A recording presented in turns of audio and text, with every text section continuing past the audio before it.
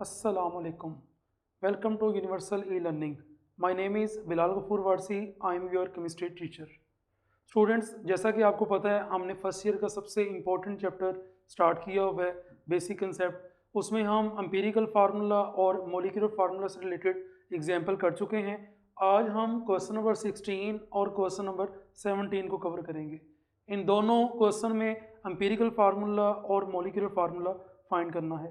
तो चलते हैं स्टेटमेंट की तरफ। हमारे पास है ethylene glycol is used as a automobile antifreeze. अब ऐसे यहाँ पे आपने ये चीज़ याद रखनी है कि न्यूमेरिकल की जो स्टेटमेंट है वो भी एमसीक्यूज के तौर पे आ सकती है। जैसे यहाँ पे इथाइलिन ग्लाइकोल के बारे में पूछ सकता है, बताएं एंटीफ्रीज एजेंट के तौर पे, ऑटोमोबाइल एंटीफ्रीज एजेंट के तौर पे कौन सी चीज़ यूज़ होती है, तो वो है ethylene glycol. Ethylene glycol is used as a automobile antifreeze. It has 38.7% carbon, ये हमें इसने कार्बन की परसेंटेज दे दी है, 9.7% हाइड्रोजन एंड 51.6% ऑक्सीजन। तो ये हमें कार्बन, हाइड्रोजन और ऑक्सीजन की परसेंटेज गिवन है। और हमें कह रहे हैं इट्स मोलर मास इज 62.1 ग्राम पर मोल। कंपाउंड का जो मोलर मास है वो 62.1 ग्राम पर मोल है। और हमें कह रहे हैं डिटरमिन इट्स एम्पिरिकल फार्मूला, हमने इसका एम्पिरिकल फार्मूला कैलकुलेट करना है। तो जैसा कि आपको पता है कि एम्पिरिकल फार्मूला कैलकुलेट करते वक्त पहला स्टेप होता है परसेंटेज का। तो परसेंटेज उसने आपको क्वेश्चन में खुद गिवन, परसेंटेज कौन सी वो गिवन है। तो हम इससे नेक्स्ट स्टेप में चलेंगे, हम ग्राम एटम फाइंड करेंगे। तो हमारा सबसे पहले यहाँ पे काम होगा gram atom. Gram atom of carbon, carbon के ग्राम एटम हम फाइंड करेंगे। तो ग्राम एटम फाइंड करने का फार्मूला हम लास्ट टाइम पढ़ चुके हैं।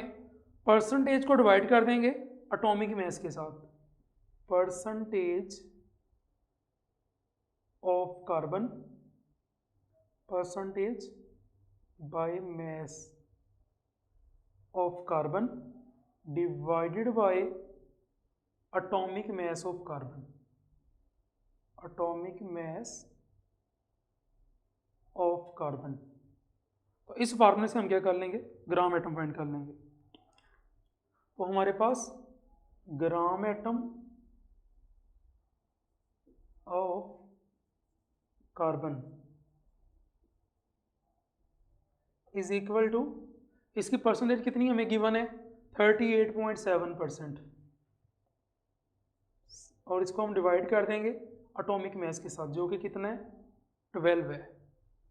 तो हमारे पास इसका आंसर आ जाएगा 3.225। ये हमारे पास कार्बन के ग्राम एटम आ गए। ग्राम एटम ऑफ कार्बन। तो ये हमने कार्बन के ग्राम एटम फाइंड कर लिए हैं। अब हम इसी तरह से हाइड्रोजन के और ऑक्सीजन के ग्राम एटम फाइंड करेंगे। ग्राम एटम ऑफ हाइड्रोजन, उसके लिए क्या करेंगे, हाइड्रोजन की जो हमें परसेंटेज गिवन है 9.7, इसको डिवाइड कर देंगे इसके एटॉमिक मास के साथ 1.008। तो हमारे पास इसका आंसर आ जाएगा 9.62 ग्राम एटम ऑफ हाइड्रोजन। 9.62, ये हमारे पास हाइड्रोजन के ग्राम एटम आ गए। सेम ऐसे ही हमने क्या करना है, ग्राम एटम फाइंड करने हैं ऑक्सीजन के। ग्राम एटम ऑफ ऑक्सीजन। ऑक्सीजन की परसेंटेज हमें कितनी गिवन है, 51.6। इसको हम डिवाइड कर देंगे ऑक्सीजन के एटॉमिक मास के साथ, जो कि कितना होता है, 16 ग्राम एटम ऑफ ऑक्सीजन। जब हम इसको डिवाइड करेंगे तो हमारे पास आंसर आ जाएगा 3.225। अब ये हमारे पास तीनों के ग्राम एटम आ गए, कार्बन के ग्राम एटम भी आ गए, हाइड्रोजन के भी आ गए और ऑक्सीजन के ग्राम एटम भी हमारे पास आ गए। अब हम क्या करेंगे, अगला काम होगा atomic ratio. Atomic ratio find करेंगे, एटॉमिक रेशो ऑफ कार्बन। कैसे फाइंड होगी, ग्राम एटम को डिवाइड कर देंगे लोवेस्ट ग्राम एटम के साथ, ग्राम atom of carbon divided by lowest gram atom.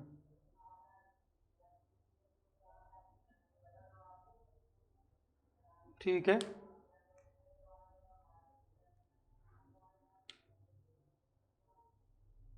तो अब हम क्या कर लेंगे, यहाँ पे कार्बन के gram atom atomic ratio find कर लेते हैं। Atomic ratio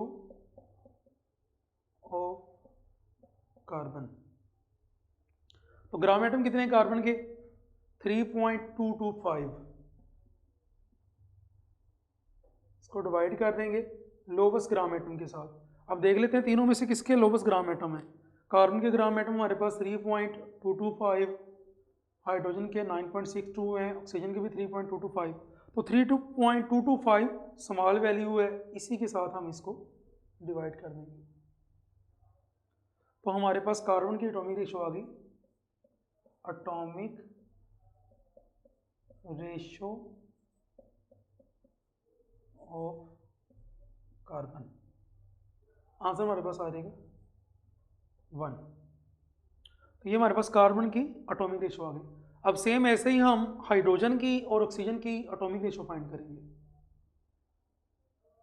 atomic ratio of hydrogen, atomic ratio of hydrogen, उसके लिए क्या करेंगे, हाइड्रोजन के ग्राम एटम किधर हैं 9.62, इनको डिवाइड कर देंगे लोवेस्ट ग्राम एटम के साथ, जो लोवेस्ट वैल्यू 3.225 है। एटॉमिक रेशो ऑफ हाइड्रोजन, जब हम इसको डिवाइड करेंगे तो हमारे पास आंसर आ जाएगा 3। सेम ऐसे ही एटॉमिक रेशो फाइंड करेंगे ऑक्सीजन की, एटॉमिक रेशो ऑफ ऑक्सीजन, उसके लिए क्या करेंगे, ऑक्सीजन के ग्राम एटम 3.225, इसे डिवाइड कर देंगे लोवेस्ट ग्राम एटम के साथ। तो इसको भी जब डिवाइड करेंगे तो हमारे पास ऑक्सीजन की एटॉमिक रेशो ऑफ ऑक्सीजन 1 आ जाएगी। तो यहाँ पे हमारे पास 3 एलिमेंट हैं, कार्बन, हाइड्रोजन, ऑक्सीजन। कार्बन की अगर हम बात करें तो कार्बन की हमारे पास एटॉमिक रेशो आई थी 1, हाइड्रोजन की 3, ऑक्सीजन की भी 1। तो इसे देख लेते हैं, हमारे पास एम्पिरिकल फार्मूला क्या बन रहा है, एम्पिरिकल फार्मूला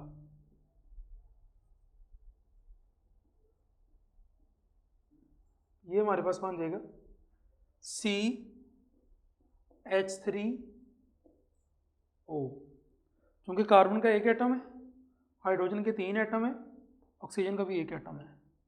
तो ये इस तरह से हमारे पास एम्पिरिकल फार्मूला फाइंड हो जाएगा। तो ये इस न्यूमेरिकल में हमने एम्पिरिकल फार्मूला को फाइंड करना था। तो हमें परसेंटेज गिवन थी कार्बन की, हाइड्रोजन की, ऑक्सीजन की। हमने ग्राम एटम फाइंड किए।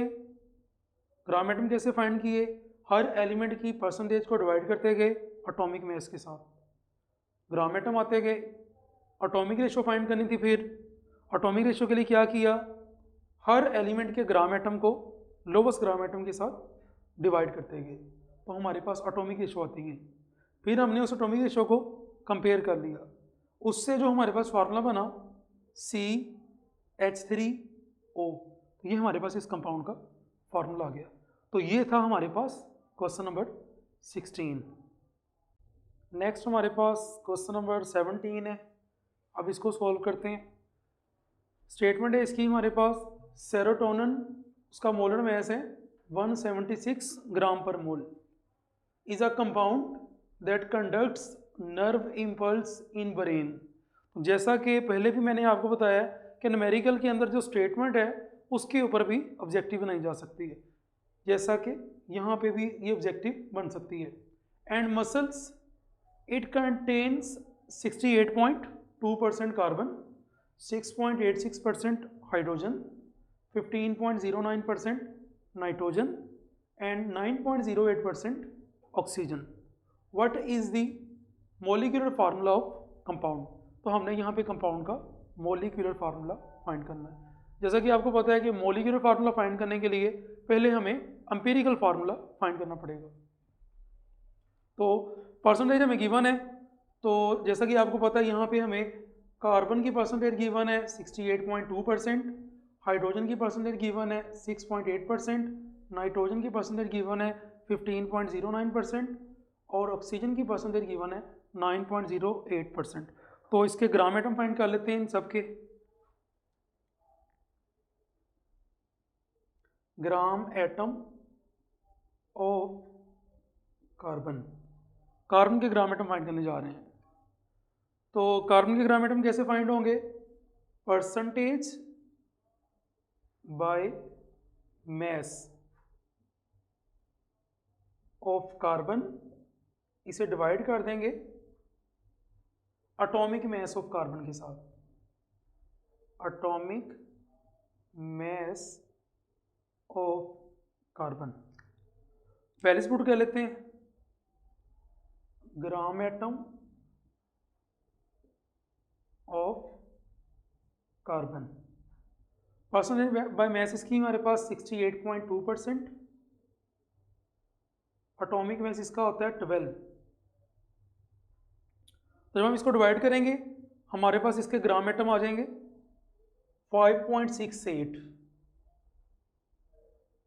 ग्राम atom of carbon, 5.68।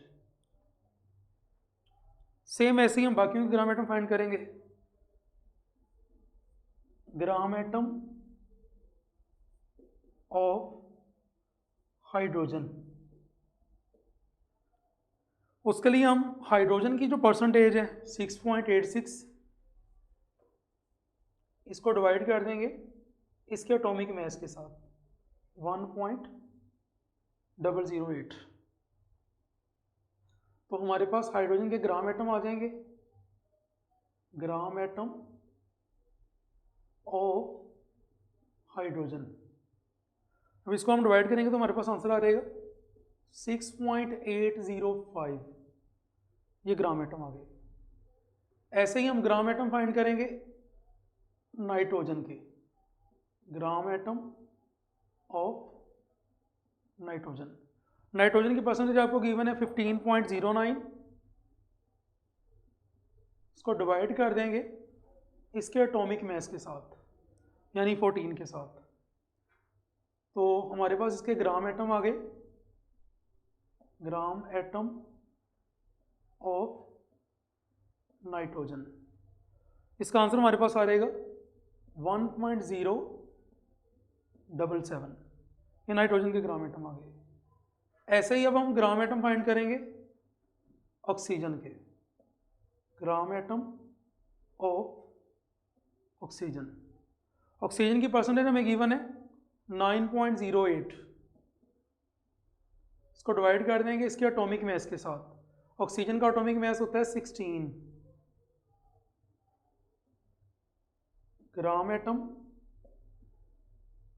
Of oxygen, ये हमारे पास आ जाएंगे 0.5675। ये ग्राम एटम आ गए। अब हम एटॉमिक रेशो फाइंड कर लेते हैं। एटॉमिक रेशो ऑफ कार्बन, उसके लिए क्या करेंगे, ग्राम एटम को डिवाइड कर देंगे लोवेस्ट ग्राम एटम के साथ।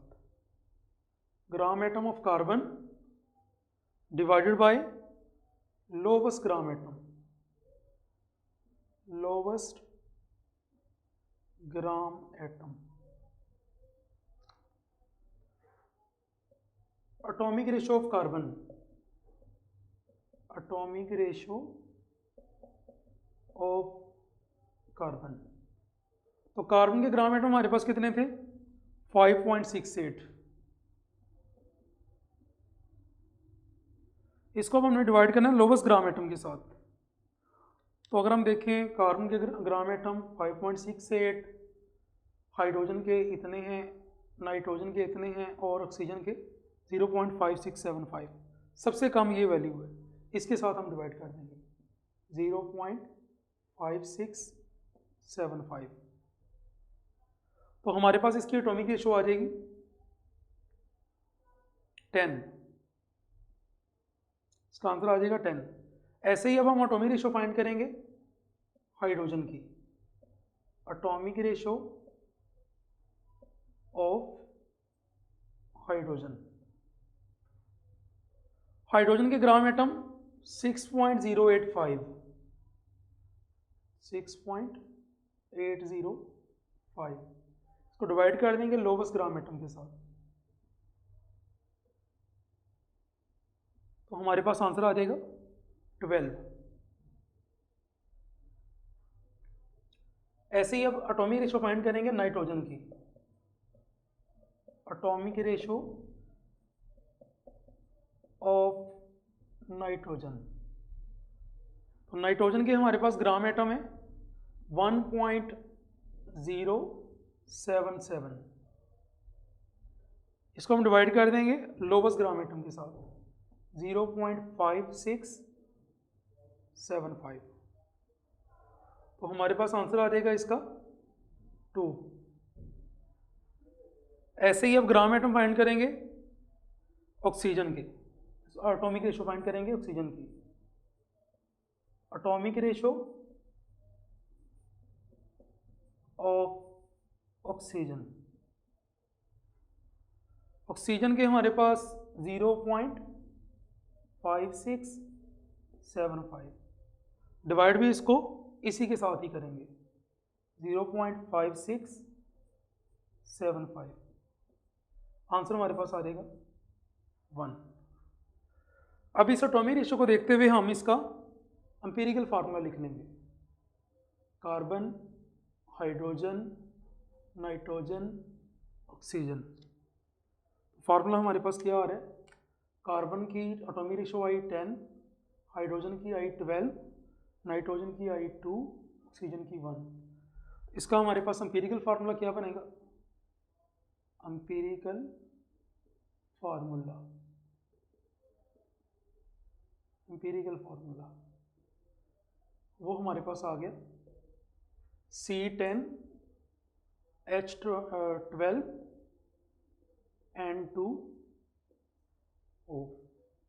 अब हमने चूंकि मॉलिक्यूलर फार्मूला फाइंड करना है, तो मॉलिक्यूलर फार्मूला फाइंड करने के लिए हमें फार्मूला यूज करना पड़ेगा, molecular formula is equal to n को मल्टीप्लाई कर देंगे एम्पिरिकल फार्मूला के साथ, एम्पिरिकल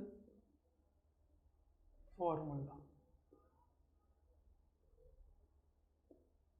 तो एम्पिरिकल फार्मूला हमारे पास है, यहां पे अब मकसद है n को फाइंड करना। n को फाइंड करने के लिए हम क्या करेंगे, n को फाइंड करने के लिए हमें चाहिए मॉलिक्यूलर फॉर्मूला मैस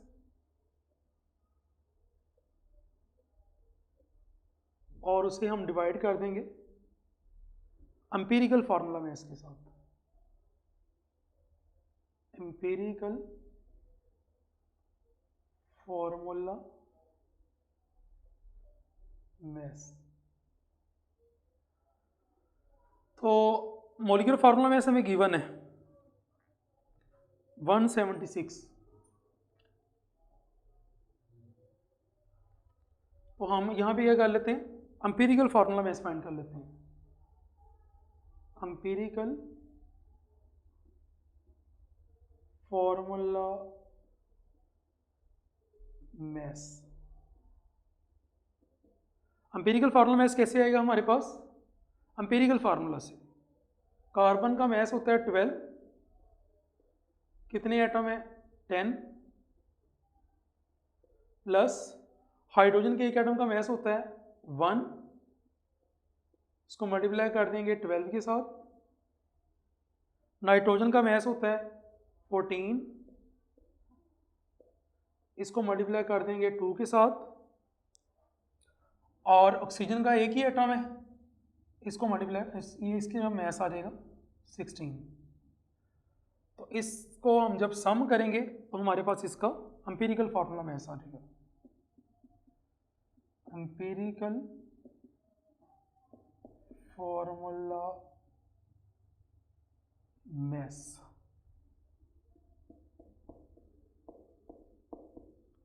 तो इसको हम जब सोल्व करते हैं तो हमारे पास इसका आंसर 176 ग्राम पर मोल आ जाता है।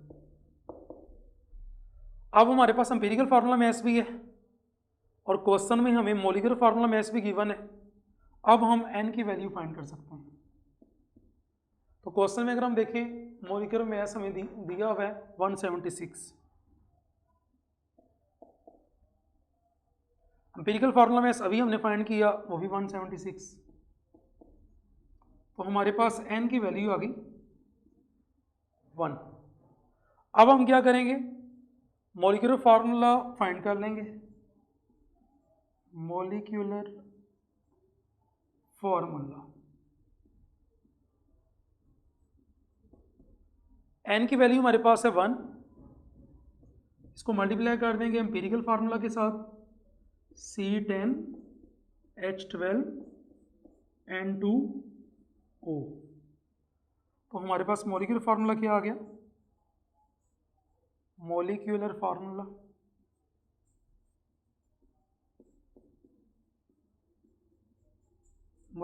हमारे पास आ गया सेम C10H12N2O।